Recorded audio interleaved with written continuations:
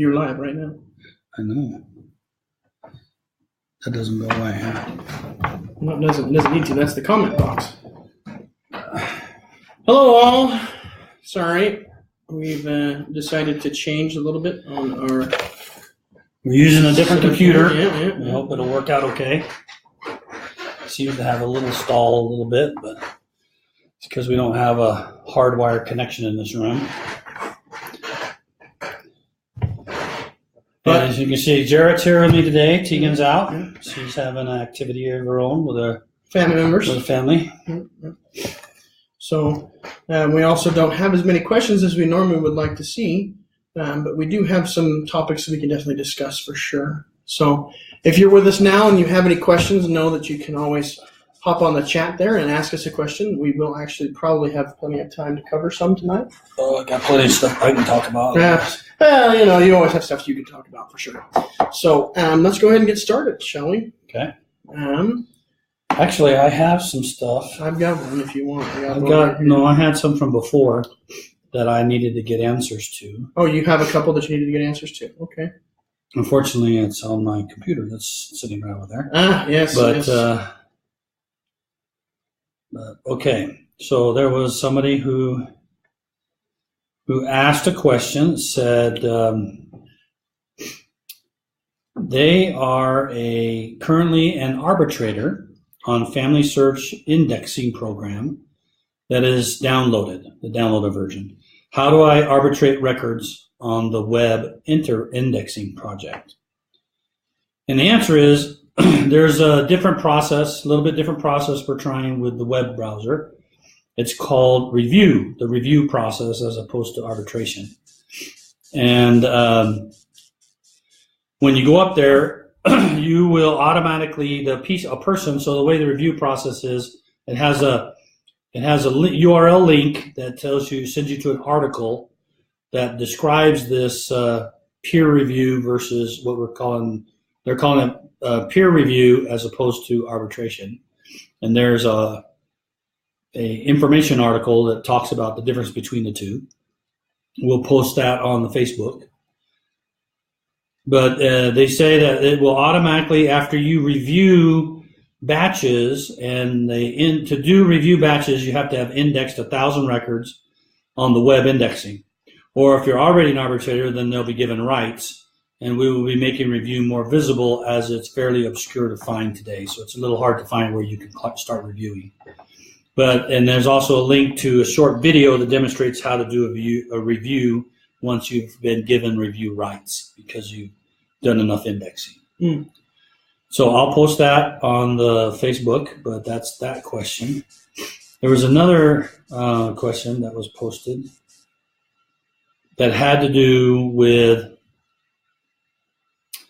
somebody suggested, this has been a couple of weeks ago, that to see if we could get England a new civil registration birth index that's coming from www.gro.gov.uk, and it says it provides mother's maiden name in addition to other information on the freebmd.org.uk. And they asked, is it possible to get this information, make an arrangement, and get that information into FamilySearch so they can be searched there. And what I discovered is that we essentially have the same index already that we got with a partnership with Find My Past. And so you can just go in and search using standard FamilySearch, the FamilySearch things, and it'll come up with exact same. The collection's called England and Wales Birth Registration Index. And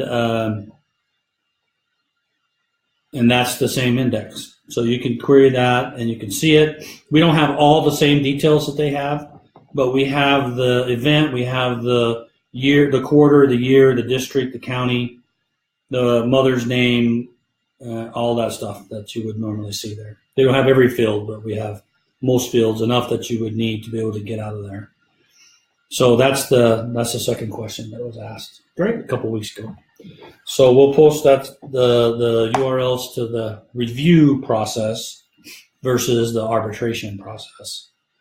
So for those who don't do indexing, we'd encourage you to do so, because that provides the computer readable information about records that allow you to find the record when you do a search, or if you have your information in Family Tree, we will hint these records to you automatically. Okay. So, all right. okay. Well, let's see. I'm not sure if these questions have been covered because I haven't been here, obviously. We'll find out. We'll find out. Do you remember discussing a sandbox feature? Do you remember discussing this? Some time ago, but we can do it again. So let's do it. We've got one here on my list from Tara at the Round Rock. Okay. She says, FamilySearch used to have a sandbox feature that was useful for consultants and others to access when working with someone new in FamilySearch. It's really gone, but she says she really misses it. Is there any chance it'll come back or be replaced with something else? Yeah, the sandbox was actually a URL called training.familysearch.org. It was very useful. It was primarily used. Did I accidentally do it? No. It was primarily used for classes that were given in the family history library in Salt Lake and other places, facilities. And people could come in and they could sign up also and use this training system to train. And one of the advantages there is in the training system is if you were doing a class, you could set up the same problem in multiple trees and tell people just go to this PID, and then they could practice how to merge and do that kind of stuff. Well, that's not necessarily right now generally available for anybody, although we have built the capability to do that inside of our beta system. So you may not be familiar with beta system. Beta system has been around for long time, even before Family Tree, back in the previous system. And the URL for that is beta.familysearch.org. Anybody can go there. You log in with the same username and password that you log in FamilySearch.org. And the difference between beta and the other is beta is you can do whatever you want on it. You can go create a person, you can mess up a person and restore, and it doesn't matter because it's completely separate from the production world. And so that's where you can go. So feel free, anybody who wants to feel free to go to beta. It may not always be up like the production one. We try to make it so, but sometimes this is a place where we sometimes run some of our tests. But you are welcome to go use that site anytime. It's available to everybody. And just create some people in the tree, give yourself extra kids or extra spouses or hook people out there that you can then teach people how to do things, mess it up, merge, all that kind of stuff. And you're welcome to try that and see if that will help. That's a good place for them to go and play. The thing you need to make sure is when you do this, make sure that they're going to beta and not to the regular FamilySearch.org. Yeah. Because there's sometimes when people think they're in beta, but they're really in FamilySearch.org and they start messing up things in production, or they're still in beta and they think they're in production, and then they call us up mad because they entered in all this data and uploaded memories and all this stuff, and it's not showing up in FamilySearch.org. Well, that's because they did it on beta, and beta and FamilySearch.org are separate. And once in a while, about every year, we take all the data that's on FamilySearch.org and we put it over on beta so that we can test using the latest data. So whatever you put in beta will eventually be wiped out, and we'll replace it with what's on production. Interesting. Okay. So anyway, that's where I recommend you go now, and you can use that. Some people use it for demonstrations. Some people use it for training. Whatever you need there, it's fine. Okay. Well, that's great. Okay. So Jen Bay asks, is there any plan to allow sources to be attached to living records of Family Tree? If no, why not? And before we go too much further, I wanted to point out, Denise says the web indexing program is great. She loves it. Oh, good. Yeah, it's actually getting a little more visibility, a little more popularity, and people seem to be using it. It's kind of nice to have it accessible from any place. Well, I know as somebody that's a little bit more computer savvy and of the younger generation, I find that program incredibly preferable to the original program. Yeah. So again, to recap the information on our last question, is Jen Bay And she said, is there any plan to allow sources to be attached to living records and family tree? If no, why not? Well, we do want to allow records attached to living people. The reason why we don't allow you to attach records to living people right now is because we're afraid that people will upload and attach things that may need to be private. So let me explain how the sources work. You can create basically three kinds of sources. You can create a source that comes from FamilySearch, so it's a historical record sitting in search, and you find a record and you want to attach it to a living person. I get that. The record is public because it's been published by a governmental agency or things like that. Another kind of record is a record or a source that you create, and you type in the title and you type in a URL, or you just type in the citation and information about what that citation says, and you can hook that on a person. And but the third kind is called a memory. We call a memory source, which means you created a source, and then instead of using a FamilySearch URL or typing in your own citation, you took a memory that you uploaded, like a document, birth certificate or death certificate or something like that. You put it in the source, and then you attach that source to somebody. So this is my fault. So I'm afraid and concerned that people, let me say something first. I want you to realize that all memories, you were told this when you first went to memories and first started uploading, had a little alert that told you this, and you had to accept it and say yes. But in that alert, it said all memories are publicly viewable. We put no special protection on memories to prevent them from being seen by anybody who comes to FamilySearch. Now, it might be hard to find the memory, but you've seen living people show up before because you went to a dead person, and that dead person had a memory, and that memory had them plus other living people, and you could go look at the memory and then see all the living and do that stuff. But what I'm afraid of, if you go to a living person, it says private banner across the top. It says private. Nobody else can see this. Mm-hmm. What I'm afraid is people will think that if they upload a memory and put it on a living person, that memory or that source of that memory source would be private as well. And this is true about any source attached to a living person, or only memories. I just want to clarify. The question was all sources are open edit. Okay. All sources are all viewable. Even if they're attached to a living person who's private. That's right. Sources, no matter if they're a record or if they're a memory, are right. All viewable. That's right. Okay. So I'm afraid somebody will take their personal birth certificate or passport or marriage certificate, upload it, and then somebody will find those living birth certificates and try to do identity theft. Oh yeah. So I'm worried about that. So that's why we don't allow why we don't allow sources on living people, because I'm afraid that will potentially expose information that we need to keep private. So I'm pushing the engineers and memories to say we need to have a private place where you can put in some memories that are sensitive about this. Imagine, even if you don't upload birth certificates and marriage licenses and stuff like that, you have to realize even if you put up stories that are very personal stories, anybody could potentially see that story. We don't block that. So I think we need to have a place.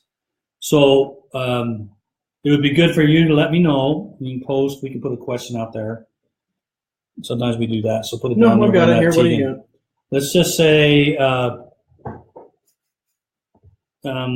should we wait to put the memory sources on living people until we have a private area where you could put private sources? Or should we just not worry about it and you'll go ahead and upload birth certificates and all sorts of things? Something like that. We'll have to reword it. But from my perspective, I want to be able to provide a place for you to put in private memories that nobody can see until you die. So that's another one. Would you prefer to have private memories that nobody sees? And that's what I think we need to do. I've got the team. We've talked about it on the team. We have a concept we call a vault that we're investigating. They currently have to run off and do something else, so they aren't able to get started on vault. But that's why we don't do sources on living people right now. Okay. And as soon as we solve the privacy problem that I'm concerned about, then we'll start allowing sources to be attached to them. Okay. So just kickers. Stephanie says, yes, for sure, wait. Okay. So it sounds like there's some interest in this one out there. Okay, our next question, and just for those of you that are with us now, weren't here in the beginning, I just wanted to mention that our list of questions is relatively short today. I'm kind of perusing the comments, so if you do have a pressing question and you're watching, you can go ahead and ask us a question in the comments, and we'll see if we can get to it. I think we should be able to. We've only got 3 or 4, maybe 5 left before. So we usually are able to churn through quite a few questions in 1 minute. So our next question comes from Denise. She says, several members of my ward have been trying to attach the 1851 English census to ancestors. This census record will not attach in FamilySearch. You can only attach it through Ancestry.com. Is there a reason why this particular census will not attach through FamilySearch? Yeah, we have a problem. Oh, she found a bug? Is that what you're saying? Yeah, we have a bug. I haven't been able to get through my email the last few days. If you remember, last time we talked, it was going to be our anniversary, so I took Sheree out for the weekend. Yes, you did. And I didn't do any emails, so I'm a couple hundred behind. We're finally happy he did that. Yeah, 200 or 300 behind. But there is a bug. We're working on it. I don't know the specific bug, but it's causing problems. Is it with just the one census? Or it is. Okay. It has to do with the way it was. They had to do some fixes to it. With the indexing side, had to do some fixings with it, and when they republished it, it got republished in such a way that gave us trouble to attach it. So we're looking into it. We're aware of it. Several people told us about it really quickly. So I have to look and see. I don't know. I haven't found out yet what's the fix and when will it be done, so I can't tell you that. I think it's in my email box, but I haven't had a chance to find it. Certainly. Okay, so that's why. Well, that makes sense. It's interesting. So, Denise, if you're watching, you actually found a bug. Yeah. There you go. Bravo. It's like it's the only one we have, right? Yeah. Every program's imperfect, right? It's like Swiss cheese. That's right. All right. Now, this is a rather complicated question, and it may be one that needs to go to support. Okay. So, Cynthia asks, she gives a name of one of her ancestors. We'll call her Mary. Okay. And gives an ID number and says this individual shows a birth date modified the 26th of May, 2012 by this user. But if you go into history for that birth information, you see only an entry from FamilySearch with the date of the 27th, so the following day. I realize the first one is an entry from New FamilySearch. Why is it different in the item history when there's only one entry? So there's an entry from a user, the 26th of May, but when she goes into history, it doesn't show that. It only shows the FamilySearch one. The FamilySearch one that was on the following day, the 27th of May. Yeah. Well, that was just timing. Mm. That was just timing. So let me. So when we moved from the old family tree to the new one, if everybody remembers, you may not remember. But the first round of Family Tree, which started in 2012, we actually were built on a system where we owned the servers and we had a big old huge database, and we were not at the time recording everything in the change log because New FamilySearch didn't have change log. Yeah. So we just copied the data over. And some of that data didn't get populated. Okay? And that's okay because the change log was evolving. For instance, the beginning, we only recorded vitals. And then later we recorded relationships. And then it just got better and better until we finally released it to everybody. But the changelog had been changing all along. Yeah. So then in last year, in June 27, 2016, that's when we had to cut over to a brand new back-end system. That's when we went to the cloud. That's when we got a big old giant, super big database, new database system that can handle massive amounts of data in high speed. When we did, we recreated the changelog. Okay. How we moved the data from the older system to the new system is we recreated the changelog. Well, when we recreated the changelog, if there wasn't an entry in the prior changelog for a person, then we would add it to the changelog. Okay. So let's say the person in new FamilySearch moved to family tree number 1. That's the first one we did on the old database, and we didn't record everything there. So it was missing the birth. She said the birth date was the thing? Yes, it was the birthday. So the birthday, the user modified it a day before FamilySearch did. Well, is what it shows on the page. It shows on the page that a person changed it on this date. Yes. But in the changelog, there was actually no record of that inside the changelog in the first version of Family Tree prior to last year. Okay, so then when we wanted to move to the new database, what we did is we copied all of the changelog over, and then we looked at all the values in what the page looked like in the old Family Tree, in the previous Family Tree, and we compared it to what it looked like in the new one we were going to. And if there was a difference, then we would write an entry in the changelog for everything that was missing. Okay? So even though we were able to see and know that that person changed it the day before, we were just fixing the changelog so it matched, so that the end results was the right data. And we didn't bother to go find the date, right? And figure out the date, because it would have been slowing our systems to migrate. I'm sorry about it, but that's what we needed to do in order to get the migration done. It took us 4 weeks to migrate the data the way we did it. It would have taken us about 3 years if we'd have done it the other way. So it took us about 4 weeks, and then it took us about 4 to 8 hours to migrate the last 24 hours of data. So we had to do it that way. So the reason why you see it, and it says contributed by FamilySearch, is because that data did not get in the original first version of Family Tree's changelog. And so we just added it so that there was something you could restore. There was, you could see that value was there, so it didn't get lost in time. So I don't know if that was too complicated of an answer, but hopefully you understood. So if we were to simplify it, it's basically that due to the method that you used, some information that would have normally been in the changelog was lost because of the way that you did it. And that you did that in an effort to make the data available sooner for people. Well, no, there was nothing lost. It was never there. Okay, that makes sense. So the data was never there during the changelog. When we went from new FamilySearch to the first version of Family Tree, that data was never put in the changelog. Okay. But the changelog we weren't checking. When we moved to the new version of Family Tree last year, we double-checked that everything that was on the person was in the changelog. And if it wasn't in the changelog, we added it to the changelog. And when we added it as FamilySearch. So we can chalk this up to, in sense, this is a growing pain of changing from new FamilySearch to Family Tree. Yeah, that's right. Okay. Great. Well, that's.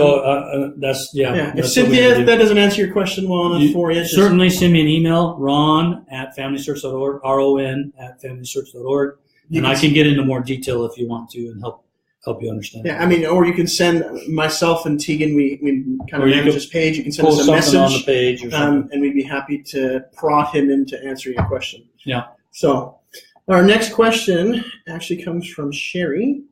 She says she has an hour-long audio from a deceased family member. She wants to know how you can add that as a memory.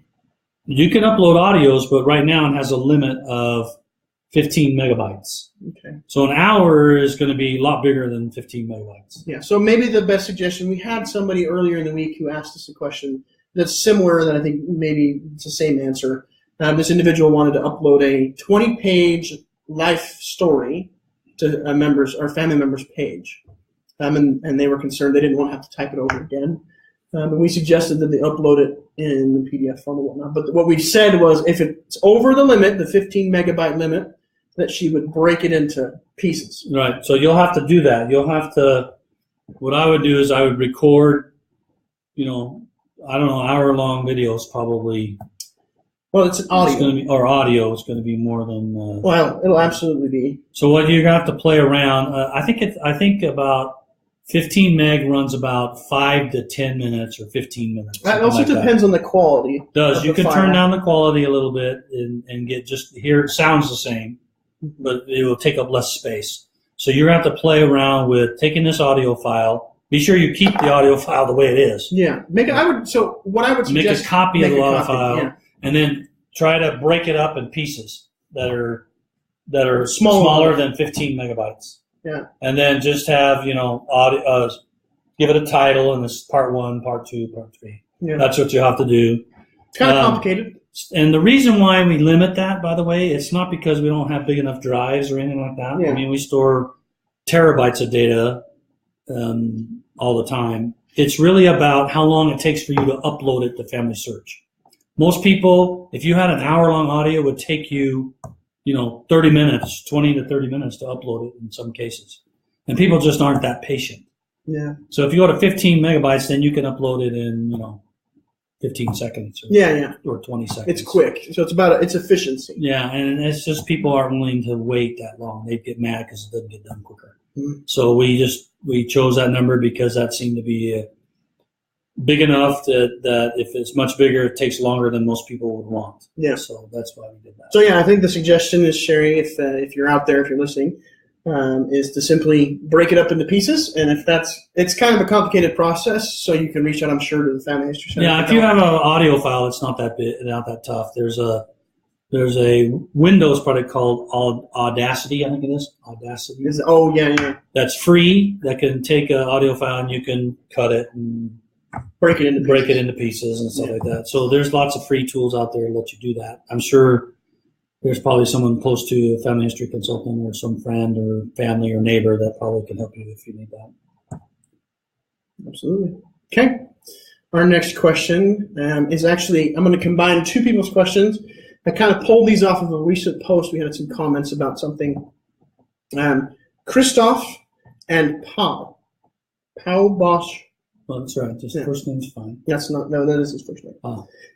So they had a similar question. So Christoph asked, "Hi, any plans to have a life timetable included on a person's page?" And Paul kind of gave clarification. It's a similar question. I think it's a similar, and if it's not, let us know. He said, "What about substituting life sketch for personal timeline with important facts about the person?" It was in regards, we had asked a question on the page about getting rid of life sketch and just doing a simple family story page or something like that. And these two suggested maybe a life timeline. Yeah. Instead of a sketch. Yeah. So you can also look and see if there's we've got a couple. I'll be taking a look at this. So we've got some that were posted on there. You go ahead and answer this one. I'll go take a look at those. We want a timeline. We had a timeline long ago back in New Family Search days, and it was just terrible. It was basically Google Maps, and we put birth and death and stuff on the map, and it didn't work very well because back in New Family Search days, you could have multiple births. So you could have, a bunch of birth dates, a bunch of death dates, and it just made it messy. Now with Family Tree, you get one birth date and one death date. And we just haven't got back around to it, but we have a desire to do a timeline. We have visualizations, and some of the designers have been working on this for a while. I haven't really liked the designs yet. One took the details page and tried to make it into a timeline. I felt like that was confusing. My personal opinion is I think we should have a tab. We should have a separate tab that says, "Give me the timeline view." Okay. And then kind of similar to how you have multiple views of the tree. You would have it's within a person. So on a person, you have a tab that says details, and then another tab says memories, another tab that says ordinances. So you'd add another I tab. just add another timeline. tab that says timeline, and then we show the events in the timeline. And what we want in the timeline in the future when we do it, what we'd like to do is plot all the vitals, plot all the marriages, take all the sources that are on this person and say when the source happened. We'd like to take memories, the photos and stories, and stick them on the timeline. If they have a date and a place, we'd stick them in the right order based on date and place and put them on that timeline. I think there's lots of possibilities on the timeline that are great, and we're discussing them. We have some, work we're still doing to finish up. When we changed the back end of the system, it got a whole lot faster. Yeah. Well, because it's faster, we're ramming stuff down into the other parts of the system. So now we have to spend a little time beefing those up because the tree back end is now slamming the rest of the site because it's so much faster than everybody. It's trying to stuff things down his throat. So you focused on one thing and then you ended up kind of hurting yourself. Well, we ended up, you prioritized. That's right. We did the tree because it needed it because it was going to die and because it was too much data for the database. And we made it so fast that other parts of the site are struggling to work with it because we're too fast. Perfect. And so we're beefing them up a little bit, and we kind of need to do that first. But the timeline is in our plans. I don't have a date for it. We want to do it for sure. We have all sorts of thoughts on whether it goes up and down or does it go left and right. And do we have a map view with all the events on the map? We got a lot of choices and a lot of ideas, and so you're certainly welcome to send me suggestions on what you would like on the timeline. That would be good to know. But yeah, we want it. We'll do it eventually. I don't know when it'll be. We got some things we're working on right now that are gonna take a little while. We need to get our map. Some of the things we're working on that we really need to fix is we need to get our possible duplicates better and faster, so that you don't have to push a button to find them. We want to automatically tell you have duplicates. That's a pretty big job. That's probably a 6 to 9 month job. Yeah. And then we want to make family tree search, the find capability to be much better and much faster. And that's another 3 or 5 months on that. Absolutely. So in our hinting engine, we got to still work on our hinting system to get better hints. So anyway, we'll keep working on it. It is on our list. It's not off our list, and it'll eventually bubble up high enough to get some attention. Perfect. Okay. So before we go too much further, Chris commented on our live here, had a good suggestion with videos that are too long. He said you can audios. Or audios. We're only talking audios. He did both. Oh, we don't upload videos. So. Okay. Well, but he said with videos as well. Uh-huh. He said, I put the links into the comments and link to a family history blog or YouTube with that information. Yes, that will work too. So if you want to keep your whole hour-long thing, you can put it up on YouTube and then put that URL in the source or in a comment or something like that. Yeah. Okay. So you can do that. It depends on, I don't know how long YouTube's going to save the data, probably for a long time, but will they for another couple hundred years? Unclear. Yeah, they're obviously not as long-term as the church is about it. Yeah. I would think that that's a reasonable I think that's a reasonable solution right now until short term. Right, until we let bigger files. So I would say keep the file uploaded on either a blog or onto YouTube. Yeah. Link to it if you want to save yourself the time. Just keep the file for your own master. I'm sure pretty much everyone would do that. Yeah. So that you have it for reference when the church comes around to that then you can put it up on the family tree. Yeah.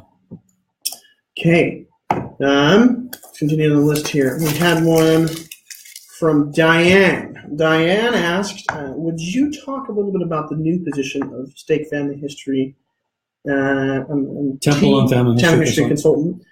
And then she also mentioned she has old movies, which I think we answered. She says, old movies on a CD that she'd love to post. And she says that would be a true story. Will that ever happen in my day? Yeah. So basically, the two questions are, would you talk a little about the stake lead, Temple and Family History Consultant, and when will videos possibly be something we can upload? Yeah, I'll start with the videos. we'd love to do videos. We know that they're really valuable. If you can see a video of someone of your ancestors, it's just amazing. And it's really cool to see, especially, 20 years from now or 15 years from now. But let me tell you the problem with the video.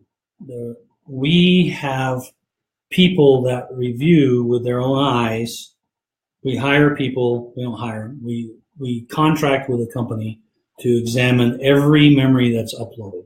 To see if it's appropriate. We don't do audio, but we do for photos, and we have them look at to make sure it's not inappropriate. We don't want to have inappropriate things show up on our site, such as violence or pornography or whatever. We don't want that on the site, and so we have people that review that. Well, a person who's good at spotting those kinds of things can do it really quickly, and if we put up 20 pictures on the page, they can quickly scan through them and say they're good, or here's a bad one, here's a bad one, here's a bad one. But when it's video, then you have to sit and pay somebody to watch the video. Yeah.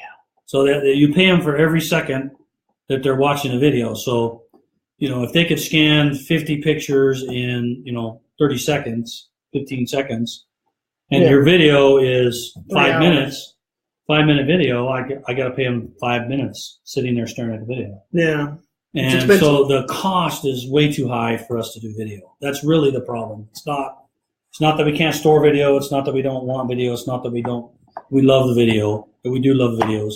It's just we haven't figured out a way, in a cost-effective way, to scan that and so that we prevent bad kind of materials being put up on the FamilySearch. So that's the problem. So the team is always looking. We're examining different technologies all the time to see if we can find one that will make it cost-effective. We just went through a process a couple months ago where we examined some Google products that are out there that we believe could be helpful. Still not cost-effective enough yet. This is the same for the same similar issue? For the same thing. Okay. Yeah, there's some Google features now that can actually look for, skin and for particular things. And they're starting to look into video things, and so we're trying to see if they'll work. But we'll keep trying and trying. In the meantime, you have to do the same thing that the person asked about audio. If you want that, you upload the YouTube video, right? Yeah, that's what like Chris suggested. Yeah. Upload it to YouTube and then link to it. Put a URL link on the Ancestors page so the person can go view that. Right. If they'd like. Okay, so the other part of the question was stake, lead, temple. Okay. So let's just talk about that a little bit before. So before, there were family history consultants. And family history consultants were called an award, and their job was to teach family history. And we've tried over the years to give manuals and member guidelines and stuff like that to teach, and that's fine. And but we felt like and this is from my perspective as I've understood how this evolved into the new callings, is when it was decided by the priesthood brethren that one of the best ways to help somebody get involved in family history and feel a love for their family and be successful was the best way to do that was not standing up in a classroom and talking about the site or talking about German records or censuses back in the 1700s or whatever. That the best way to do it was to do personal one-on-one scenarios. And the goal of family history consultants was to help teach people about how to do genealogy. Well, the brethren wanted to change the meaning of what we want people in the ward and states to accomplish. Before it was do indexing or do your genealogy. Mm-hmm.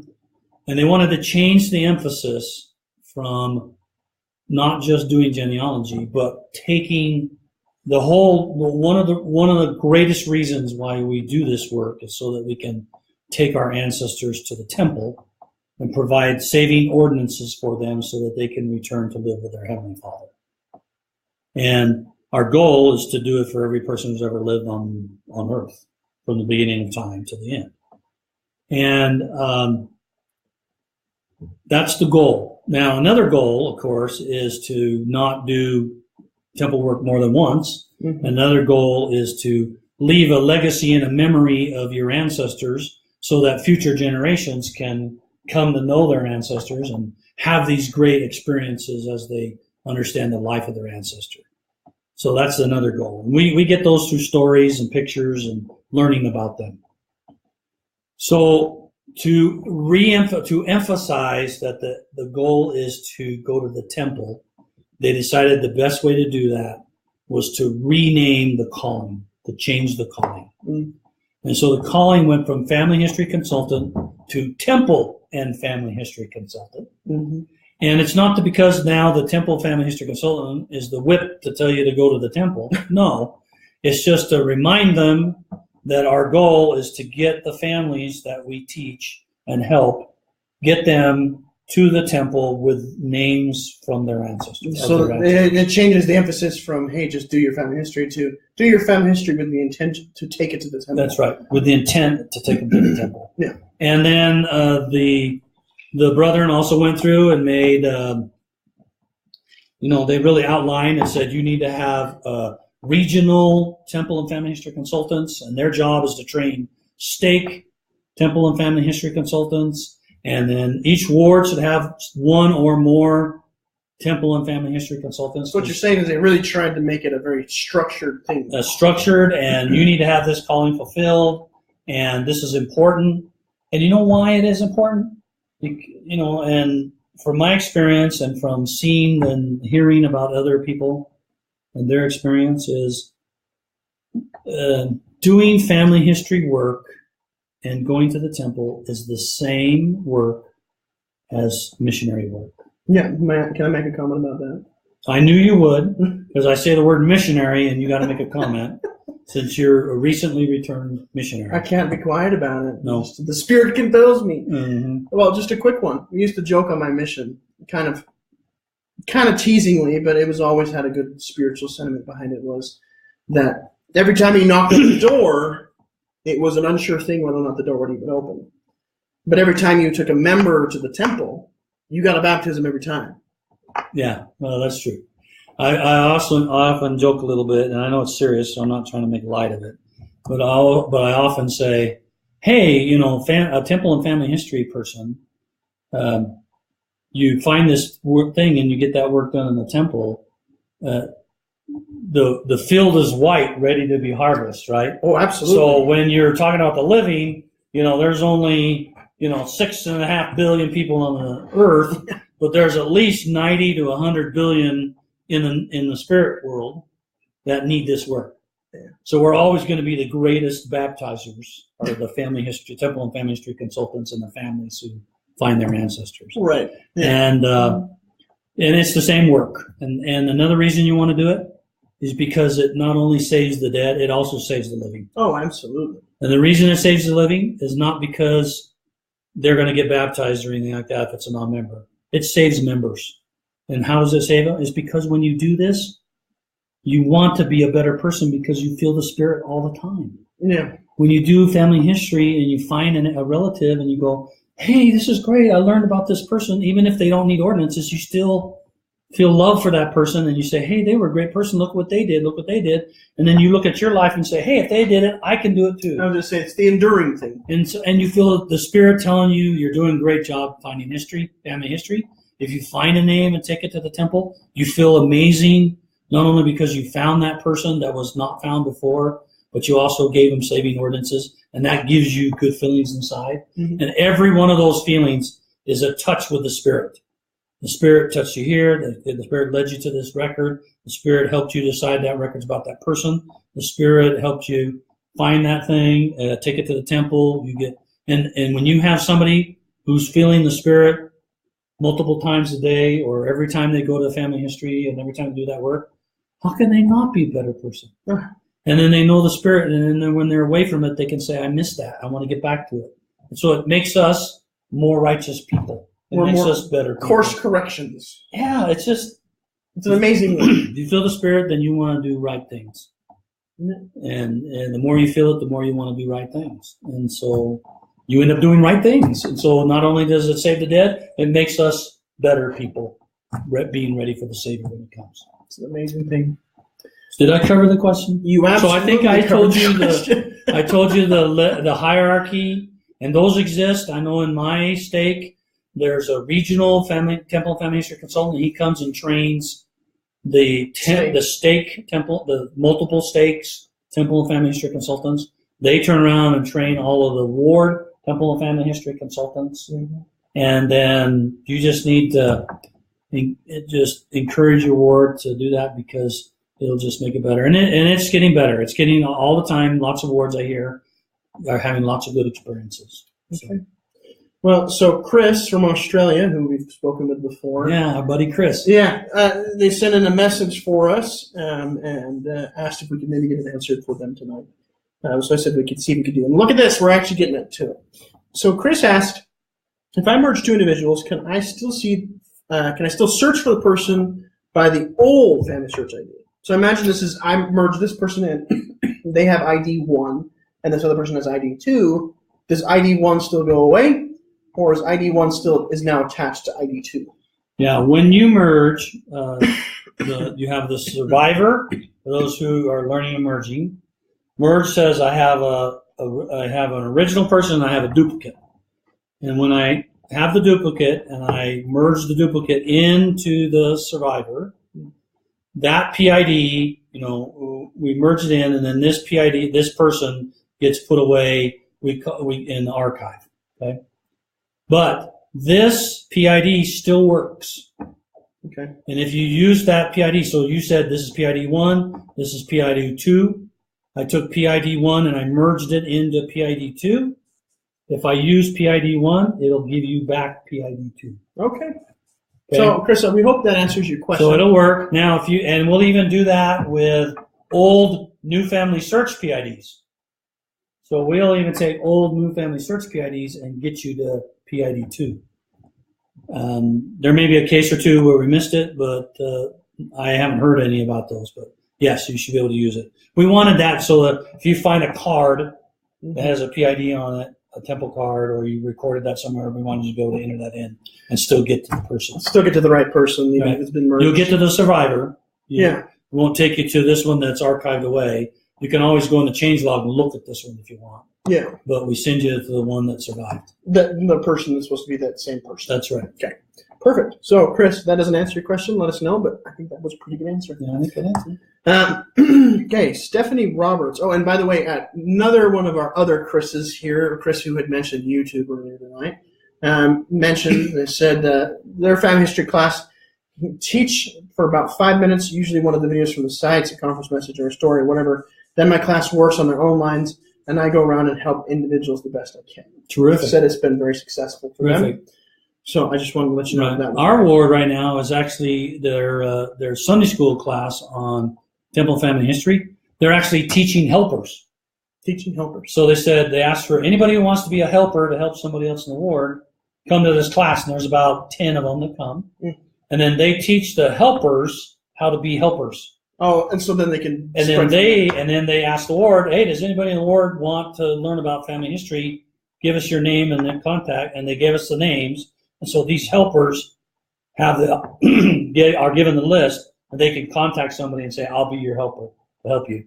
And then they come to the class if they get stumped, or they come to learn about how to be a helper. So that kind of spreads it around. But I like the other idea. Any of this stuff will work. Any of these things will be great. Yeah. But that's what they're doing in my ward. Seems to be pretty good. We've probably had. And then once in a while, they have the helper during Sunday school bring the person they're helping to the class. Mm. And in class, the helper sits next to the one he's helping and does stuff with them in class. Kind of help turn that person into a helper. Well, no, not really. They're not doing any teaching on the front. They're just helping in case they need some expert advice. I see. Okay, perfect. I show up once in a while, and you can imagine where I get stuck. Yeah. I always get the tough cases to go work on. Yes, you do. Okay, so Stephanie asked a question in the comments. She said, you know the great feature in Family Tree app where you can look at tasks and available temple ordinances? Yeah. Are there any plans to add this feature to FamilySearch or Family Tree online? Well, the task list, the equivalent for the task list on Family Tree website is the descendancy view. That's the equivalent. Yeah. So but it's not quite the same thing as the task list, but it's pretty close.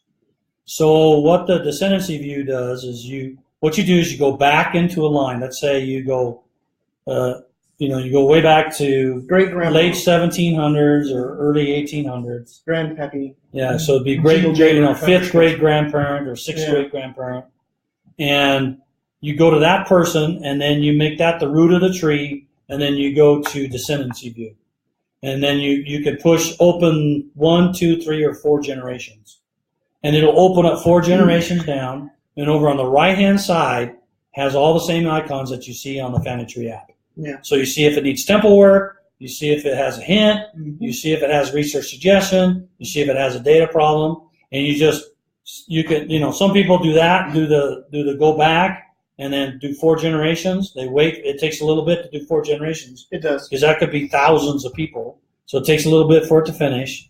And then you just start scanning down that link. You just scan down the right-hand side, scrolling, and you find a temple thing. You go check it out, see if you have a duplicate. Yep. You see a record, you can attach it. Yep. Maybe it adds a person. So that's where you do that on the Family Tree website.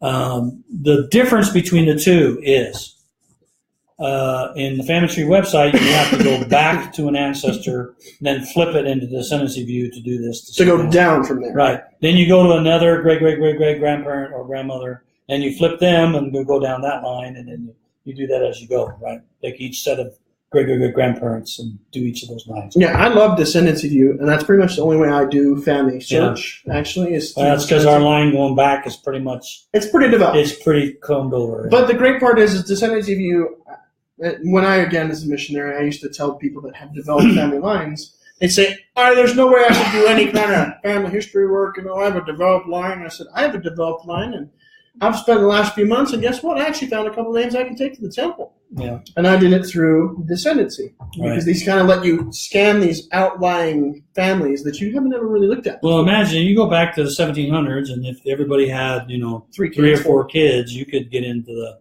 millions by the time you get down into the, 1900s, 1960s or 50s or multiplies, permutations and stuff. Yeah. Exponential growth kind of thing. Yeah, even though you have one set of parents, usually you could have 5 or 10 kids, and each of them get married and they have 5 kids and so forth. Now, on the mobile app, the way the task list works is it takes every person that you have looked at in the family tree, and that's what's on your task list. So you don't have to go up to the oldest person and then turn it down and go down. It just takes because whenever you read something from the internet or from FamilySearch and put it into your mobile device, it remembers that information on the mobile device so that you can be disconnected and look at your tree. Yeah. So all the task list does exactly what the descendancy view does, except that it's using the knowledge of who you've put down on your mobile app. So, for instance, if you only went back 5 generations, and then you went over to this other line and you did stuff over there, this other line, and they were all done on the mobile, when you do the task list, it'll look at all those people without having to go up and down and things like that. It's just anybody you've looked at on your mobile device will be included in the task list, and then does the same thing. Looks for hints, looks for temple, looks for data problem. Well, data problems will be coming, and looks for that. She's familiar with that one. Okay. But that's always good to know for other people. These are new things that I didn't know in the app yet. So, okay. Denise Sorensen, who is with us, asked a question in the comments. Right there, you can see the family history ancestry logo. She asked a question in regards to that. She said, when you do revise the search capabilities of FamilySearch, will the fields automatically populate with the parent, spouse, etc., without having to manually add that information? And she says, will it be similar to the search on Ancestry.com?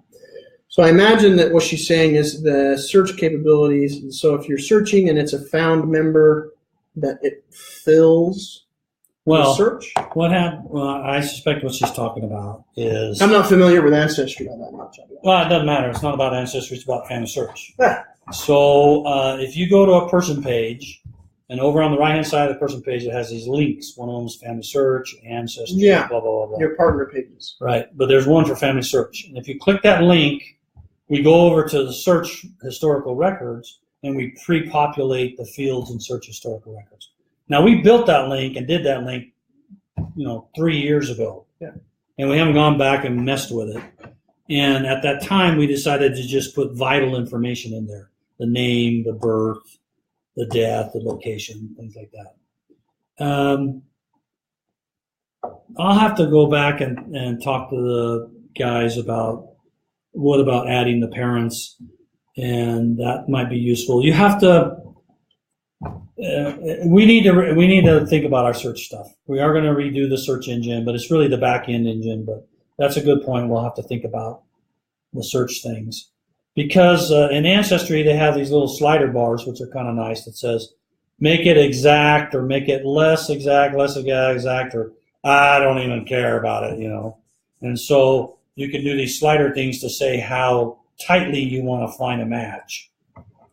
But the problem is that unless you've done enough searches, you don't understand how that works. Mm-hmm. So an average new, fairly new user, when they go into search, I watch them. When they go into search, they fill in all the fields. Right? They fill in all the fields. The name, the dates, the places, the parents, the spouse, all of that stuff. Well, when you search to try to find records that has all that information on it, they don't exist.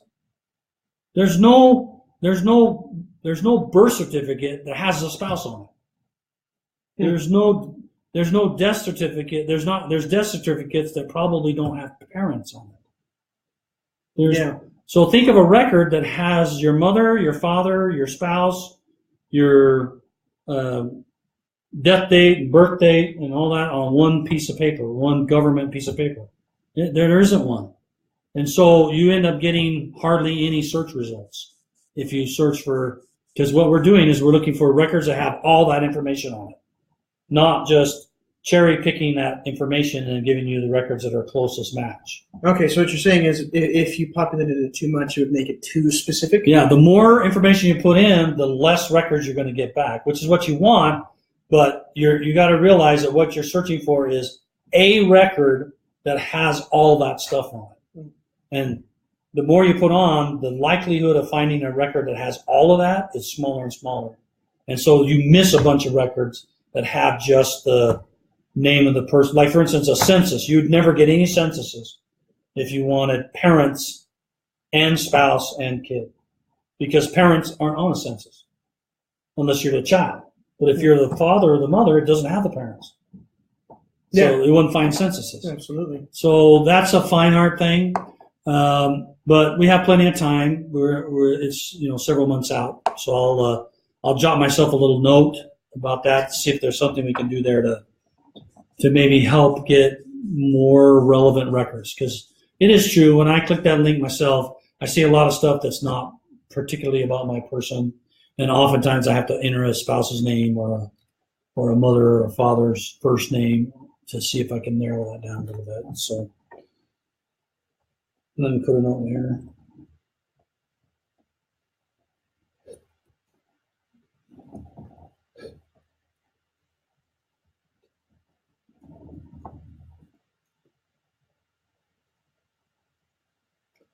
Okay, I think we're about it. What time is it? Yeah, we are winding down. Chris, I just wanted to give you a shout out. She sent us a message. Did she want to clarify that? Make sure she. Well, Chris is one of those names, especially here in the States. We guess wrong. So she says she's not a church member, but she wants to thank you for the sessions. She says she finds them to be excellent. Thank you. She also says she's going to do a training session on FamilySearch shortly for her own association's meeting. Terrific. Her genealogical association. Well, good luck. I hope that goes well. The one thing I always have to encourage people is, FamilySearch is different than any other website, and that's because we use the same tree that we share among everybody. And I think that's important to help people understand. And it's also the scariest part about FamilySearch for traditional genealogists, because it's a little unnerving to have for people to have the ability to change things. And oftentimes when people contact me because somebody changed stuff, they think the person who's doing it is trying to be abusive. And usually 99% of the time, the person is just trying to do the best they can. They're just not very good at it. There's not a very good genealogist, just like we all are when we first started out. Yeah. So thank you. Good luck on your thing, Chris. I'm glad that the site is useful for you. I hope it will continue to be so.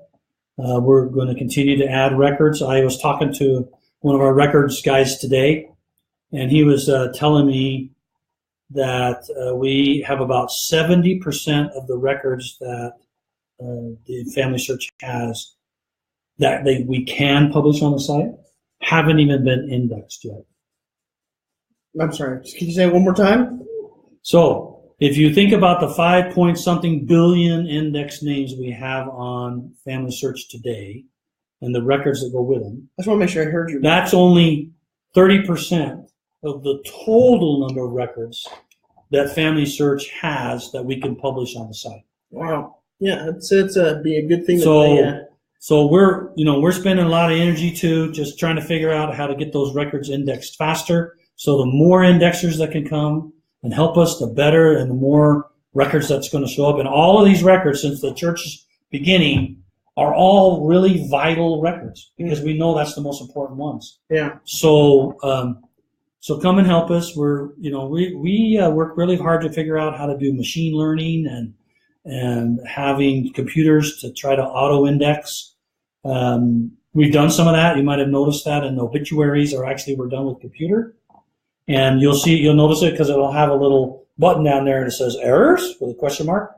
And if you see that, then if you see something that looks weird and not right, you can click that and then put in the corrections. Yeah. That'll get sent to a person that they can review and update the indexes. And that's because we did them all with computer, 30 million or something like that, obituaries. I'm just trying to sit back here and understand how many records. And I knew the church had a lot of records that weren't indexed, but I didn't realize it was a 30-70 split.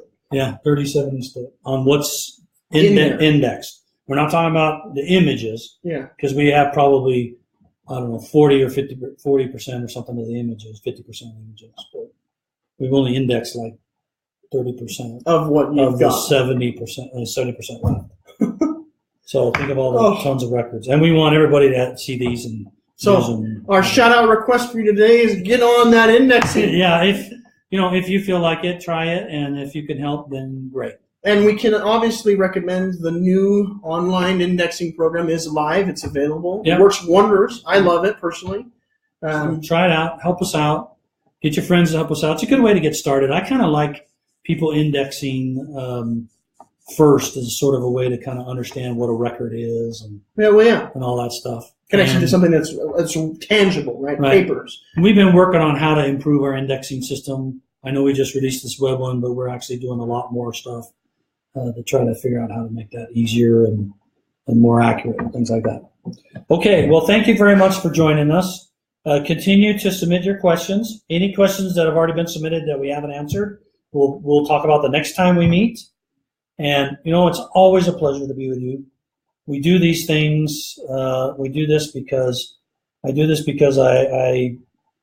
have a love for this work, and I have a strong desire to make this useful for you, because we do this so that you can have success in finding your family and understanding who you are and why you are who you are and how to make your life better. So thank you for using the system. Continue to send me suggestions, and we'll continue to answer your questions as long as you want them answered in this forum.